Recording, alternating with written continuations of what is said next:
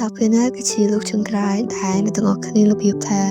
take a moment off ហើយចាប់ផ្ដើមសម្គាល់ពិភពលោកជុំវិញខ្លួនណាដូចជាសំឡេងសត្វគំនិតពេលព្រឹក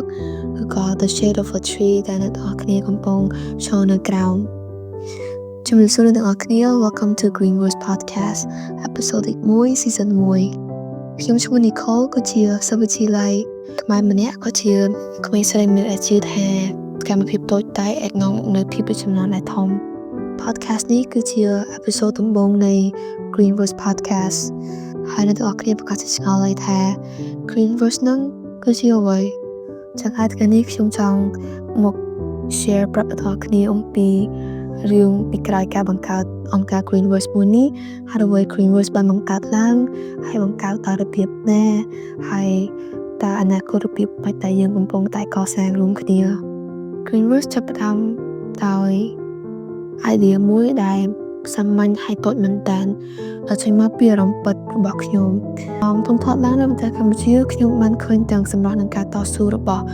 ប្រទេសខ្លួនឯងប្រទេសយើងមានហ្វឹលស្រែពណ៌បៃតងហើយប្រាសាទជាច្រើនដ៏ស្រស់ស្អាតក៏ដូចជាទន្លេតែជាផ្ទះសម្រាប់សត្វជីវិតសត្វជាច្រើនប៉ុន្តែពួកយើងក៏បានប្រឈមមុខនៅបញ្ហាបរិស្ថានមួយចំនួនដូចជាការបំពុលផ្លាស្ទិកការកាប់ព្រៃឈើនិង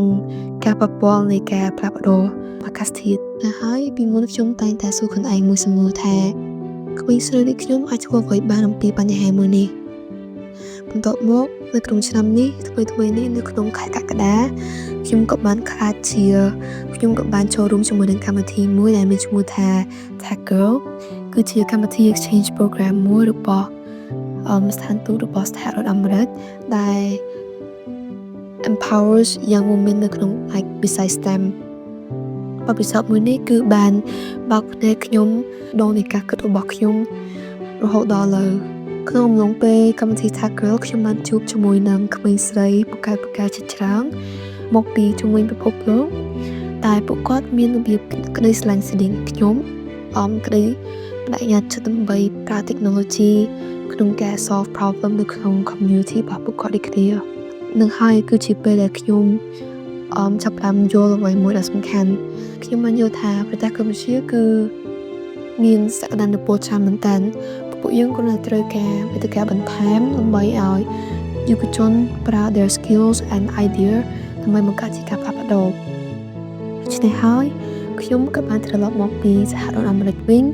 មកផ្ទះជាមួយនឹងសុបិនមួយក្នុងការបង្កើតអ្វីមួយដែលភ្ជាប់ technology storytelling និងសកម្មភាពដ៏ជួយបរិស្ថានរួមគ្នាអ្វីមួយដែលបង្កើតដោយយុវជនកម្ពុជាសម្រាប់យុវជនកម្ពុជានេះហើយគឺជាការចាប់ផ្ដើមរបស់ Green Voice Green តំណាងឲ្យពាក្យបៃតងនិង Voice តំណាងឲ្យពាក្យថា Universe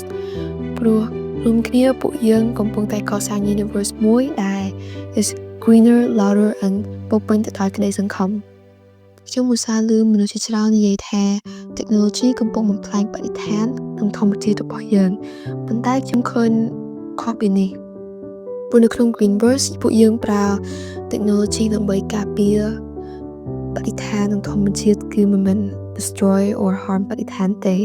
ពួកយើងប្រើ social media campaign ដូចជា Instagram, TikTok, Facebook, YouTube, Spotify ដើម្បីបង្កើតសំឡេងដើម្បី reach more people and inspire real change តើអ្នកគ្នាសម័យមើលថាបើយុវជនកម្ពុជារបស់យើងអាចបង្កើតជា app ដែលជួយ track waste collection នៅក្នុង their community បាន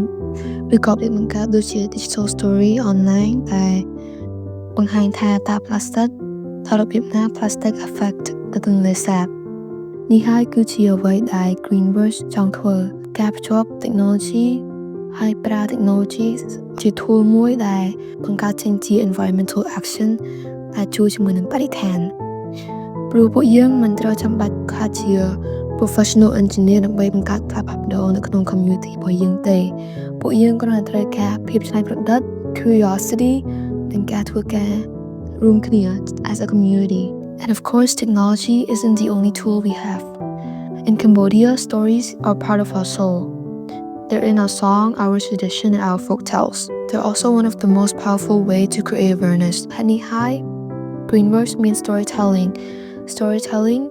ការនិទានរឿងការរៀបរាប់ជួយឲ្យពួកយើងមានអារម្មណ៍ relatable ហើយក៏នាំមកនូវអារម្មណ៍មួយដែលធ្វើឲ្យយើងមានអារម្មណ៍ថាបញ្ហាបរិស្ថានមួយ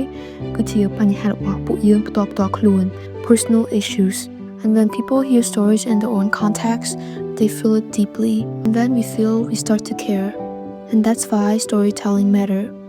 It turns awareness into emotion and emotion into action. ប៉ុន្តែការរៀបរាប់និង technology គ្រាន់តែជាការចាប់ផ្ដើមនោះទេនៅក្នុងថ្ងៃអនាគត Greenverse also plan to have workshop across ប្រទេសកម្ពុជាបង្រៀនសិស្សានុសិស្សនិងយុវជនក្មេងៗក្នុងការប្រើ digital tool ដើម្បីបង្កើតជា eco project ជួយបរិស្ថានរបស់ខ្លួនតាមរយៈ Greenverse you don't have to be perfect to be environmentalist. You just simply have to care. ចឹងហើយបើអ្នកទាំងអស់គ្នាកំពុងស្ដាប់ podcast មួយនេះ whether អ្នកទាំងអស់គ្នាគឺជាសិស្សឬក៏គ្រាន់តែជាមនុស្សម្នាក់ដែលជឿដែលចង់ធ្វើអ្វីសម្រាប់បរិស្ថានអ្នកទាំងអស់គ្នាត្រូវដឹងថាសម្លេងអ្នកទាំងអស់គ្នាគឺមានតម្លៃមែនតើ Greenverse is here to amplify all of that. នៅក្នុង podcast បន្តអ្នកទាំងអស់គ្នានឹងបានជួបជាមួយនឹង young change maker នៅក្នុងប្រទេសកម្ពុជាវិជនដែលប្រើ digital tool ឬក៏កំណត់ខ្លួនដើម្បីបង្កើតជាអ្វីដែលជួយបរិស្ថាន protect forest កាត់បន្ថយ plastic ឬក៏ tell stories that inspire hope មុននឹងបញ្ចប់វីដេអូ podcast ថ្ងៃនេះខ្ញុំចង់ឲ្យអ្នកទាំងអស់គ្នាបិទភ្នែកហើយស្រមៃរឿងមួយអ្នកទាំងអស់គ្នាស្រមៃមើលថាអ្នកទាំងអស់គ្នាមានទីកន្លែងមួយនៅក្នុងប្រទេសកម្ពុជាដែលអ្នកទាំងអស់គ្នាស្រឡាញ់ខ្លាំងមែនតើ maybe it's your hometown ឬក៏ garden របស់សាលាអ្នកទាំងអស់គ្នាឬក៏វាលស្រែ near your grandparents' house. Picture it clearly, the sound, the smells and the feeling of it. ហើយឡើយអ្នកទាំងអស់គ្នាសួរខ្លួនឯងមើលថាតើខ្ញុំអាចធ្វើអ្វីបានខ្លះដើម្បី keep this place alive and clean for the next generation. វាអាចជាអ្វីដែលអ្នកទាំងអស់គ្នាធ្វើមួយដែលតូចដូចជាប្រើ plastic តិចជាងមុនឬក៏ដាំដំណាំដាំឈើនៅកន្លែងនោះឬក៏ sharing awareness online ព្រោះសកម្មភាពតូចតាចគឺដូចជាក្រប seed ចឹងវានឹង grow over time ហើយ if we grow it's gonna make a big impact